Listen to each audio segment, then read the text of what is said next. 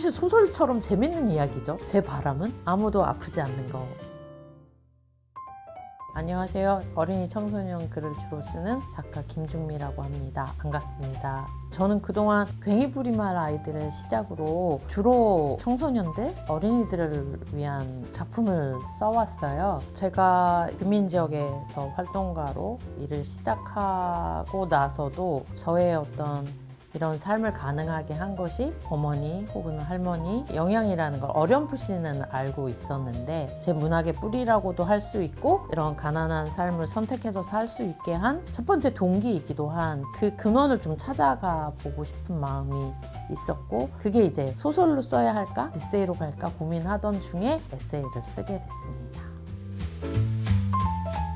엄마만 남은 김미자는 저희 어머니가 이제 인지장애를 갖게 되시면서 제가 엄마와 맺는 관계들이 좀 새롭게 바뀌고 그러면서 돌아보게 된 저희 가족 이야기이자 또 저의 이야기이기도 합니다. 엄마가 이제 요양원에 계시니까 저희들이 일주일에 한 번씩 만나잖아요. 엄마를 만날 때마다 저희가 자녀라는 것도 잊었고 또 저희 이름도 잊었는데 항상 자신이 엄마라는 인식만 남아있는 거예요. 저희들을 대할 때도 엄마니까 당연히 너희들을 이렇게 해주는 거지. 밥은 먹었니? 라고 물어보는 그런 모든 순간이 그냥 엄마만 남아있는 거예요. 그게 저는 아프게 다가왔거든요. 엄마도 어린 시절에 그리고 꿈 많았던 20대에 그리고 또 저희를 키우면서도 버리지 못했던 어떤 꿈이 있었을 텐데 그런 한 여성으로서의 엄마를 제가 그동안 잘 안 보고 살은 거예요. 어쩌면 일부러 외면했을 수도 있을 것 같아요.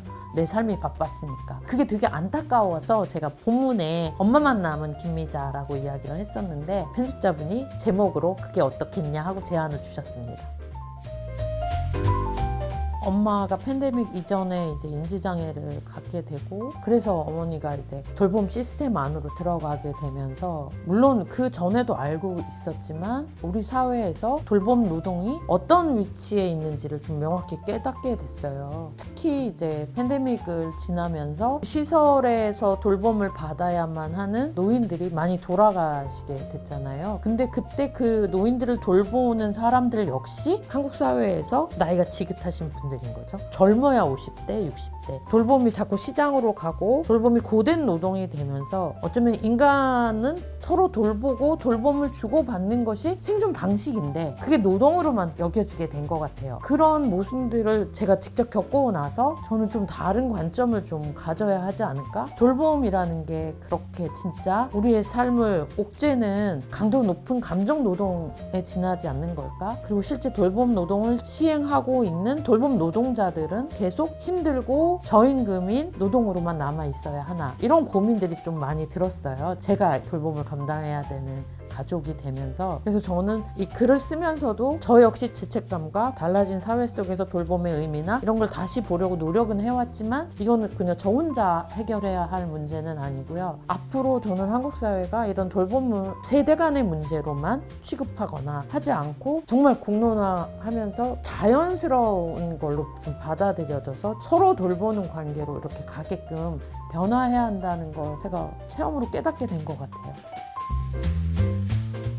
저도 가난하고 약한 사람이었고 사실 우리는 누구나 나 아닌 다른 타인의 어떤 노동이든 타인의 도움, 그 타인과의 소통이 아니면 살아갈 수 없잖아요. 아침에 일어나서 먹는 것부터 잠들 때까지 우리는 타인의 노동과 타인과의 나눔을 통해서 생존하잖아요. 그 이야기를 계속해서 관심을 가지고 있고 우리 모두가 좀 자각해야 할 필요가 있다고 늘 생각해요. 일부러 뭐 연대를 주장하고 목소리를 높이는 것이 아니라 그게 우리의 생존 방식이라고 저는 생각해요. 서로가 도우면서 살아가는. 그리고 특히 가난한 사람들, 장애가 있거나 소수자인 사람들끼리의 연대, 돌봄은 더 절실한 문제이죠. 우리는 그걸 자꾸 잊고 싶어 하잖아요. 안 보고 싶어 하고 아주 거창한 건 아니고요. 제가 잘 살기 위해서도 꼭 필요한 거기 때문에 계속 얘기를 하고 싶은 것 같아요. 어떤 사회에서 일어나는 문제들을 글로 쓰기 위해서는 아픈 일이거나 분노해야 할 일일 때는 1차적으로는 똑같이 슬퍼하고 똑같이 분노하고 그 감정을 먼저 느끼는 것 같아요. 그리고 그걸 소재로 글을 쓸 때는 객관성을 획득하기 위해서 뭐 다른 책들도 많이 보고요. 그렇게 균형을 잡아가는 게 저한테는 중요한 것 같아요.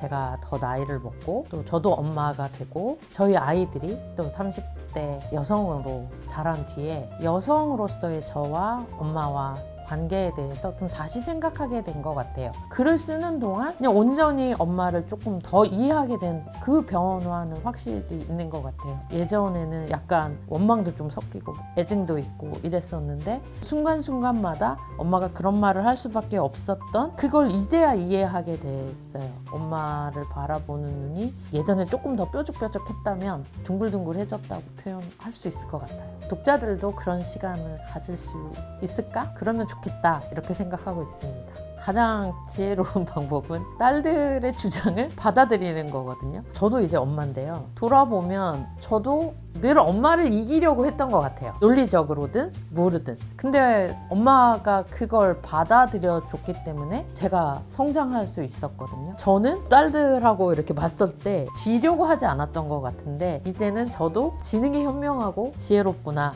뭐 이런 걸 좀 깨달아 가고 있는 것 같아요. 딸과 어머니와의 관계는 애증과 뭐 집착, 공감, 여러 가지 감정이 섞여 있잖아요. 엄마와의 관계를 여성이라면 한 번쯤은 되돌아보고 지금의 자신을 좀 이렇게 정립하는 시간이 꼭 필요하다는 생각이 들었거든요. 저는 서로가 이해하고 공감하는 지점들이 생기는 것 같아요. 근데 중요한 건 자주 만나고 이야기해야 하는 거. 꼭 얼굴을 보지 않더라도 SNS로든 뭐 메시지로든 그렇게 서로 소통하려는 노력은 계속 해야 하지 않을까. 단절이 가장 나쁜 것 같아요.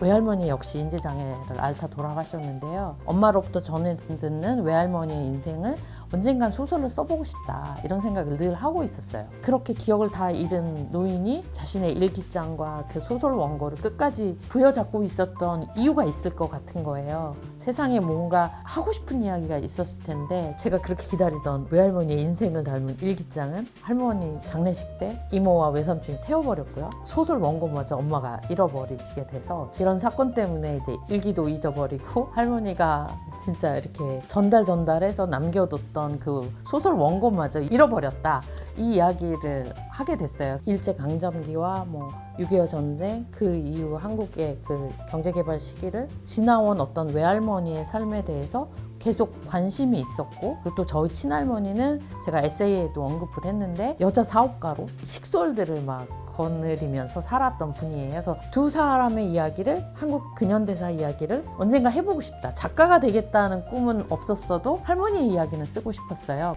소설로 가는 징검다리로 그리고 또 지금의 저를 한번 돌아보는 의미로 썼던 엄마만 남은 김미자를 독자분들께서 같이 읽어주시면 고맙겠습니다. 오늘 엄마만 남은 김미자에 대해서 이야기할 수 있어서 되게 좋았고요. 이 영상을 보신 분들께서 댓글을 남겨주시면 엄마만 남은 김미자 3권을 주신대요. 거기에 사인도 할 거거든요. 자세한 건 고정 댓글을 확인해 주시고요. 많은 댓글 남겨주시기 부탁드립니다. 제가 엄마만 남은 김미자라는 책을 내고 하는 첫 홍보 활동이에요. 그래서 좀 많이 떨렸고요. 또 이런 기회를 주셔서 되게 감사합니다. 시청해 주셔서 감사합니다.